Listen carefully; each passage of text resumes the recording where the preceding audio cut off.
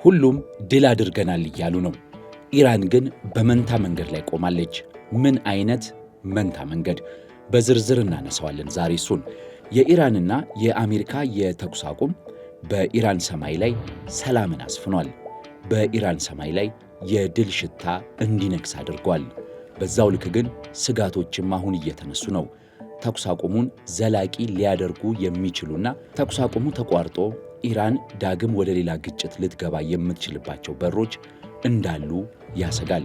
እነዚህ ሁኔታዎች ምንድን ናቸው? የተኩስ አቁሙ በተለያዩ ኃይሎች እንዴት ይታያል? ኢራን ውስጥ በእርግጥ እየሆነ ያለው ነገር አሁን ምንድን ነው? የቅዳሜ ገበያ የዩቲዩብ ቻናላችንን ነው የምትከታተሉት። ቻናላችንን ሰብስክራይብ አድርጉ። አዳዲስ ትንታኔዎችን ቶሎ እንድታደምጡ የደወል ምልክቱን ይጫኑ።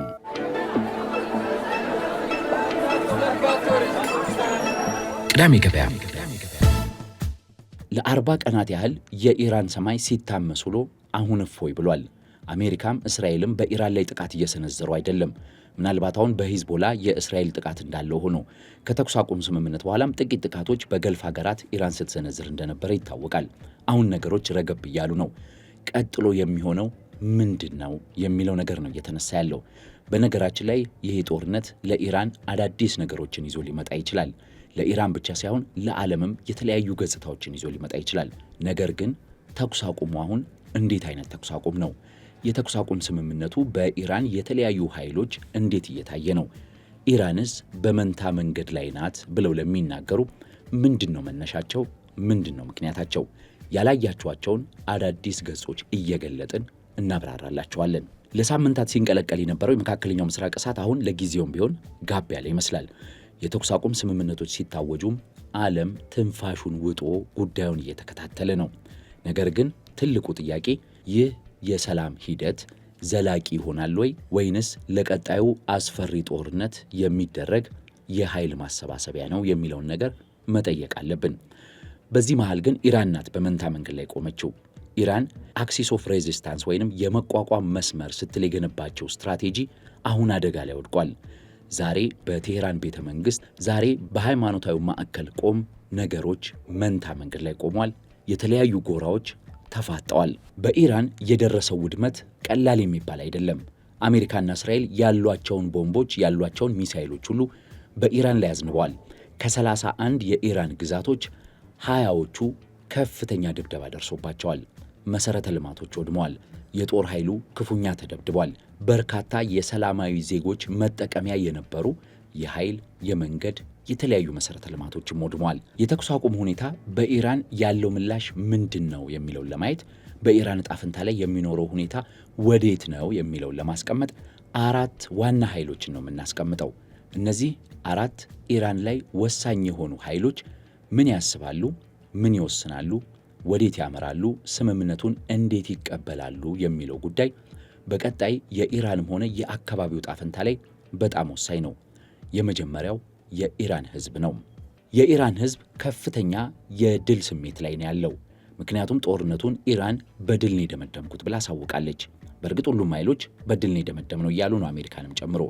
ግን የኢራኑን ጉዳይ ስለሆነ የምንመለከተው የኢራን ሕዝብ ጦርነቱ በድል መጠናቀቁን ከፕሬዝዳንቱም ከጦር ኃይሉም ከሃይማኖታዊ አባቶቹም ተነግሮታል። ሕዝቡም በድል መንፈስ አደባባይ ወጥቶ ለሀገሩ ያለውን ፍቅርና ለመንግስቱ ያለውን አብሮነት እያሳየ ይገኛል። በዋናነት ግን ለሀገሩ ያለውን ፍቅር እንበለው የመንግስትና የአስተዳደሩ ጉዳይ ጥያቄ የሚነሳበት ስለሆነ አሁን በኢራን የድል አየር ነግሷል። አሁን በኢራን የሰላም አየር ነግሷል። አሁን ሕዝቡም ይህንን የደስታና የሰላም አየር በማጣጣም ላይ ይገኛል። ነገር ግን አንድ ስጋት አለው ሕዝቡ። የመጀመሪያው የመንግስት ስጋት ነው። የኢራን መንግስት አሁንም ጠላቶቻችን አይተኙልንም፣ መልሶ ግንባታዎች ያስፈልጉናል፣ ኢራን አሁን የሚያስፈልጓት ቆንጠጥ ያለ አስተዳደር ነው በሚሉ እይታዎች የህዝቡን ፍላጎትና ጥቅም እያፈነ እንዳይቀጥል በህዝብ ዘንድ ስጋት አለ። ጥር ላይ እንደምናስታውሰው በኢራን ሰፊ ህዝባዊ ተቃውሞ ነበር። የኢራን መንግስት 3000 ሰዎች ተገድሏል ብሎ ያመነበት፣ የተለያዩ ዓለም አቀፍ ኃይሎች ደግሞ እስከ 30,000 ሰው ተገድሏል ብለው የተናገሩበት ተቃውሞ ነበር። አሁን ደግሞ ኢራንን ክፉኛ ያዳከመ ጦርነት ተካሂዷል። ስለዚህ የኢራን ህዝብ ጦርነቱንና የጦርነቱን ውጤት እንደዚሁም ደግሞ በጦርነቱ የመጡ ስጋቶችን ህዝብን ጠፍንጎ ለመያዝ ሊጠቀምበት ይችላል የሚልም ስጋት አላቸው። ከዚሁ ጎን ለጎን ደግሞ የኢራን ሕዝብ ወትሮም ሲያነሳ የነበረው የኢኮኖሚ ጫና አሁን በጦርነቱ እጅግ በጣም መባባሱ የማይቀር ነው። ጦርነቱ ጋብ ሲል ሁሉም ነገር ግልጽ ሆኖ ይታያል። እናም በዚህ አጋጣሚ የኢራን ኢኮኖሚ መንኮታኮቱና ከፍተኛ አደጋ መድረሱም እያንዳንዱ ቤተሰብ ረሃብና ችግር ቤቱ እየገባ መሆኑን መመልከቱ አይቀርም። የዚህን ጊዜ ህዝቡ ወደ መንግስት ጥያቄ ያነሳል። መንግስት ደግሞ እንዲሁም አቅም አንሶታል። አሁን ደግሞ ጦርነቱ ይበልጥ አዳክሞታል። እናም የህዝቡን ጥያቄ በአግባቡ መመለስ አይችልም። ይህ በኢራን አስተዳደርና በህዝብ መሃል ውጥረት ሊያነሳ ይችላል። ስለዚህ የህዝቡ እይታ መንታ ነው ብለን የምንናገረው ለዚህ ነው። የቀጣይ ህይወት ስጋትና የኢኮኖሚ ጫናን የያዘ ሁለት መንታ ስሜት በህዝቡ በኩል አለ ማለት ነው። ቢሆንም ግን ተኩስ አቁሙ በማህበረሰቡ ዘንድ ሰፊ ድጋፍ እንዳለው መደምደም ይቻላል። ሁለተኛው ቡድን የኢራን ፖለቲከኞች ናቸው። በተለይም በፕሬዝዳንት መሱድ ፔዚሽኪያንና በእሳቸው ዙሪያ ያሉት የኢራን ፖለቲከኞች እንደዚሁም በኢራን ፖለቲካ ውስጥ ንቁ ተሳታፊ የሆኑ ልሂቃን ጉዳይ የሚታይ ነው። እነዚህ እንዴት ነው የሚያስቡት ነገሩን ብሎ ማስቀመጥ ያስፈልጋል። የመጀመሪያው ልክ ፕሬዝዳንቱ እንዳሉት ድል አድርገናል፣ በአሸናፊነት ተወጥተናል፣ የአሜሪካን እጅ ጠምዝዘን ወደ ጠረጴዛ አምጥተናል የሚለው ትርክት አንደኛው ነው። ስለዚህ የኢራን ፖለቲካ ኃይል አሸንፈናል የሚለው እንዲስተጋባና ያ በህዝቡ ዘንድ እንዲሰርጽለት ይፈልጋል። በሌላ በኩል የኢራን የፖለቲካ ኃይሎች በተለይም ፕሬዝዳንቱ መሱድ ፔዚሽኪያን ከኢራን ወታደራዊ ኃይል ጋር ፍትጊያ ውስጥ ገብተዋል። የሚያነሷቸው ምክንያቶች አሉ። መሱድ ፔዚሽኪያን በዚህ ጦርነት ወቅት ጥቂት ሳምንታት ጦርነቱ የሚዘልቅ ከሆነ የኢራን ኢኮኖሚ ይንኮታኮታል፣ ስምምነት ቶሎ መድረስ አለብን ብለው ሲያስጠነቅቁ ነበር። እናም በርካታ የስምምነት እድሎችን በፓኪስታንም በሌሎች አሸማጋዮችም ሲቀርቡ የነበሩ የስምምነትና የተኩስ አቁም እድሎችን የጦር ኃይሉ አባክኗል በሚል ከፍተኛ ብስጭት ላይ እንደሆኑ ይነገራል። የጦር ኃይሉ አልሰማቸውም፣ የሚታዘዛቸውም አልሆነም። በራሱ ጦርነቱን ሲመራ ነው የነበረው። እናም ፕሬዝዳንቱና የፖለቲካ ኃይሉ በአንድ ወገን፣ ወታደራዊ ኃይሉ በሌላ ወገን መሰለፋቸው እየተሰማ ነው። ስለዚህ የፖለቲካ ኃይሉ ኢራንን የመቆጣጠር እንቅስቃሴ ሊያደርግ ይችላል። ይህ ከወታደራዊ ኃይሉ ጋር ግጭት ውስጥ ሊከተው ይችላል። ለፖለቲካ አመራሩና ለፕሬዝዳንት መሱድ ፔዚሽኪያን ተኩስ አቁሙ ብቻ ሳይሆን በቀጣይ ስምምነት ላይ መድረስ የአሸናፊነት ቁልፍ አድርገው መያዛቸው አይቀርም። ይህ ደግሞ ከወታደራዊ ኃይሉ ጋር ያፋጠጣቸዋል። ፖለቲካዊ ኃይሉ የሀገር መፈራረስ ስጋት አለ ብሎ ያምናል። የኢኮኖሚ መንኮታኮት ወደ ህዝባዊ አመፅ እንዳይቀየርም ይሰጋል። ጦርነቱ መቆም ያለበት ለዚህ ነው፣ አለበለዛ ኢራን ትጠፋለች ሲሉ ነበር የፖለቲካ ኃይሎቹ። አሁን ለኢራን የፖለቲካ ኃይሎች ጊዜው በዚህ ጦርነት ወቅት ያጡትን የኢራን የፖለቲካንና የኢኮኖሚን የበላይነት መልሶ ማግኘት ነው። ከወታደራዊ ኃይሉ የኢራንን ዕጣ ፈንታ የመወሰን ኃላፊነት የመረከቢያ ጊዜው ነው። በሆርሙዝ ሰርጥ መደራደሪያነት የኢራንን ኢኮኖሚ መልሶ የሚጠግንበት እድል ለማግኘት ፍላጎት ያለው ነው። እናም መሱድ ፔዚሽኪያንና ካቢኔያቸው እንደዚሁም የኢራን የፖለቲካ ልሂቃን ትልቅ ተግዳሮት አለባቸው። ስምምነት መድረስ ይጠበቅባቸዋል። በዛው ልክ ደግሞ የኢራንን ወታደራዊ ኃይል መቆጣጠር አለባቸው። ሁለተኛው ወሳኝ የኢራን ኃይል ይህ የፖለቲካ ኃይሉ ነው ማለት ነው። ሶስተኛው የኢራን ወሳኝ ኃይል አብዮታዊ ዘቡ ነው።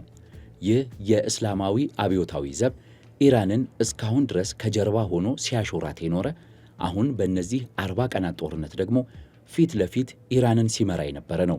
ከፖለቲካ ኃይሉና ከፕሬዝዳንት መሱድ ፔዚሽኪያን ትእዛዝ ሲቀበል አልነበረም። በራሱ በጦር ኮማንደሮቹና በጀነራሎቹ ውሳኔ ነው ይህንን ጦርነት ሲመራ የቆየው። አያቶላ ካሚኒ መገደላቸውና እሳቸውን የተኳቸው ሞጅተባ ካሚኒም ህመም ላይ መሆናቸው አብዮታዊ ዘቡ የኢራንን ስልጣን ጠቅልሎ እንዲይዝ አድርጎት ነበር። ይህ ኃይል በዚህ ተኩስ አቁም ዙሪያ ግራ የተጋባ እይታ እንዳለው ይነገራል። የአብዮታዊ ዘቡ አንዳንድ ጀነራሎች ሰላም ጠላታችን ነው ብለው ያምናሉ። ወይ ጦርነት ያስፈልጋል፣ አለበለዚያም የመከበብ ስጋትና ትርክት ያስፈልጋል ብለው ያምናሉ። አለበለዚያ ወታደራዊ ኃይሉ በሀገሪቱ ያለው የኢኮኖሚና የፖለቲካ ቁጥጥር ይሳሳል ብለው ይፈራሉ። ስለዚህ የተኩስ አቁሙን በጥርጣሬ ቢመለከቱትና ብዙም ባይወዱት የሚገርም አይደለም። በሌላ በኩል ደግሞ ሀገራችን ፈራርሳለች፣ ለመገንባት ይህ እድል ነው ብለው የሚያስቡም የጦር ጀነራሎች ሊኖሩ እንደሚችሉ ይታመናል። ቁጥራቸው ግን አነስተኛ እንደሚሆን እርግጥ ነው። የአብዮታዊ ዘቡ ኃላፊዎች ለጦርነት ነጋሪታቸው የሚያቀርቡት ምክንያት ደግሞ አሜሪካን ድል ስላደረግናትና ጦርነቱን በሆርሙዝ ሰርጥ ዙሪያ ስላደረግነው አሜሪካ ተበሳጭታለች፣ ጊዜ ለመሰብሰብ ነው እንጂ ተኩስ አቁም ያደረገችው ተመልሳ ታጠቃናለች በሚል ትርክት ነው። ይህንን የስጋትና የመወረር ትንተና በማስቀመጥ የጦር ኃይሉ አሁንም ኢራንን በቁጥጥሩ ስር አድርጎ መቀጠል ይፈልጋል። እናም አንዳንዶቹ ጦርነት ፈላጊና ጦርነቱ እንዲቀጥል የሚተባበሩ፣ አንዳንዶቹ ደግሞ አሁንም ስጋቱ አልበረደም እያሉ በሰላም ውስጥም ቢሆን የጦርነት ስጋትና የጦርነት ደመናን ህዝቡና ፖለቲካ ኃይሉ ላይ በመንዛት መቀጠል የሚፈልጉ እንደሆነ ይነገራል።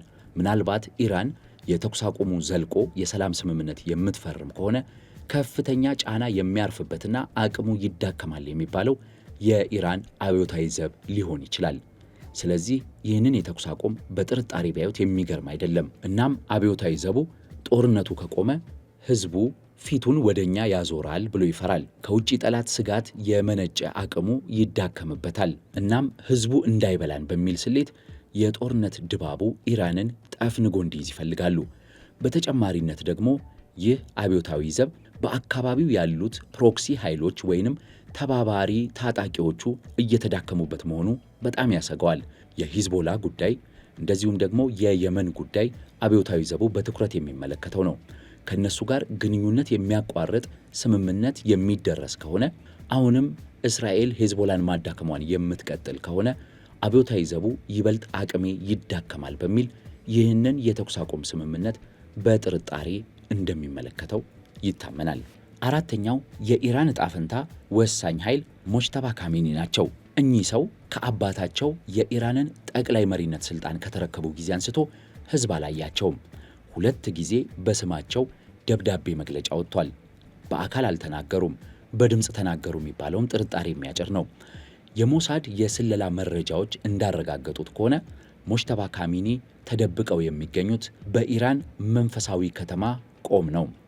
ይቺ የአያቶላዎቹ መዲና የሆነች ከተማ ሞጅተባ ካሚኒን ሸሽጋ ይዛለች። ያሉበት የጤና ሁኔታ አይታወቅም። 2 ጥርጣሬዎች አሉ።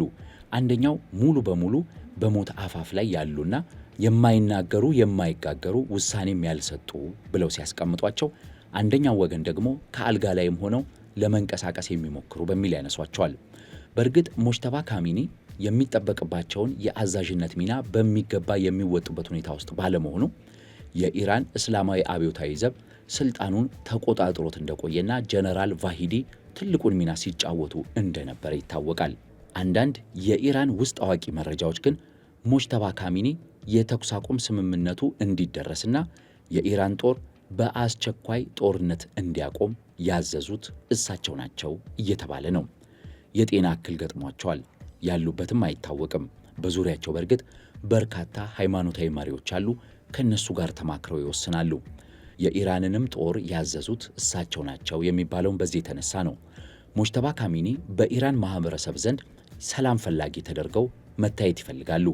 ምክንያቱም የኢራን ህዝብ ወደ መንግስት ላይ ሊነሳ፣ ወደ ጦር ኃይሉ ላይ ሊነሳ ይችላል የሚል ስጋት ስላለ የህዝቡን ድጋፍ ለማግኘት ሰላም ወዳድ መስለው ከሰላም ወዳዶች ጋር ተባብረው በመስራት የአያቶላዎችን የስልጣን ዕድሜ ማራዘም ይፈልጋሉ የሚሉ ትንታኔዎች አሉ። የሞጅተባ ካሚኒና በዙሪያቸው ያሉት የሃይማኖት መሪዎች እሳቤ 2 ነው። የመጀመሪያው ሰላም ወዳድነት፣ ለሰላም እንሰራለን፣ ኒኩለር አንታጠቅም፣ ሐራም ነው ኒኩለር የሚል አቋማቸውን ማንጸባረቅ ነው። ሁለተኛው ደግሞ መስዋዕትነት፣ የውጭ ወራሪዎችን የመቋቋም ብቃትና ሰማዕትነት በሚል እሳቤ የኢራን ማህበረሰብን አስተሳስሮ መያዝና የአያቶላዎቹና የመንፈሳዊ መሪዎቹ የበላይነት በኢራን ፖለቲካ ውስጥ በኢራን አስተዳደር ውስጥ ጎልቶ እንዲቀጥል መጣጣር መሆኑ ይታመናል። የኢራን መንግስት የተኩስ አቁም ስምምነቱን ተቀብሎ የሰላም አየር በኢራን እንዲተነፍስ እያደረገ ቢሆንም አሜሪካ መልሳ ልትወጋ ትችላለች ኃይል አሰባስባ የሚል ስጋት ተደቅኖበታል። እንደዚሁም ደግሞ የሆርሙዝ ሰርጥን መክፈት በቀጥታ አያዋጣኝም፣ ገንዘብ ማግኘት አለብኝ፣ በሆርሙዝ የበላይነቴን ማሳየት አለብኝ ብሎም ያምናል። በዛው ልክ ደግሞ ሌሎች ስጋቶች ተጋርጠውበታል። ከገልፍ ሀገራት ጋር የሚኖረው ወዳጅነት እንዴት ይሆናል? ሚሳኤሎችንና ድሮኖችን ሲያዘንብባቸው ከነበሩት እነ ሳውዲና እነ ተባበሩት አረብ ኤሚሬት ጋር ያለው ግንኙነት ምን ይመስላል? የሚሉት የሚነሱ ጉዳዮች ናቸው። ድርድሩ በጣም ወሳኝና በጣም አስፈላጊ መሆኑ የሚያጠራጥር አይደለም ለዓለም ማህበረሰብ። ነገር ግን በኢራን ውስጥ የተኩስ አቁምም ሆነ ድርድር በተለያዩ 4 ኃይሎች የተለያየ እይታ ያለበት ነው። ተኩስ አቁሙ ዘልቆ የሰላም ስምምነት ከተፈረመ ማን ያተርፋል፣ ማን ይከስራል የሚለውን ጉዳይ የሚነሳ ስለሆነ ስለዚህ ኢራን ጦርነቱን መቀጠል በሚፈልጉና ወይንም ደግሞ የጦርነትና የመወረር ስጋትን በማቀንቀን የበላይነታቸውን መጠበቅ በሚፈልጉ ኃይሎችና በሰላምና በኢራን የኢኮኖሚ ማንሰራራት ዙሪያ በሚሰሩ ኃይሎች መካከል ተወጥራ መቀመጧ እርግጥ ነው። እናም የኢራን አስተዳደር በሙሉ ህብረትና በሙሉ አቅም ወደ ድርድሩ ያመራል ወይ የሚለው የኢራን የተደራዳሪዎች ቡድን በድርድር ሂደቱ ከጀርባው በሙሉ ኃይል የሚደግፈው የኢራን አስተዳደር አለ ወይንስ ደግሞ የተከፋፈለ አስተዳደርን ወክሎ ነው የሚሄደው የሚለው በጣም የሚያስጨንቅ ጉዳይ ነው። የቅዳሜ ገበያ የዩቲዩብ ቻናልን የተከታተላችሁት፣ ቻናላችንን ሰብስክራይብ አድርጉ። አዳዲስ ትንታኔዎች እንዲደርሷችሁ የደወል ምልክቱን ጫኑ።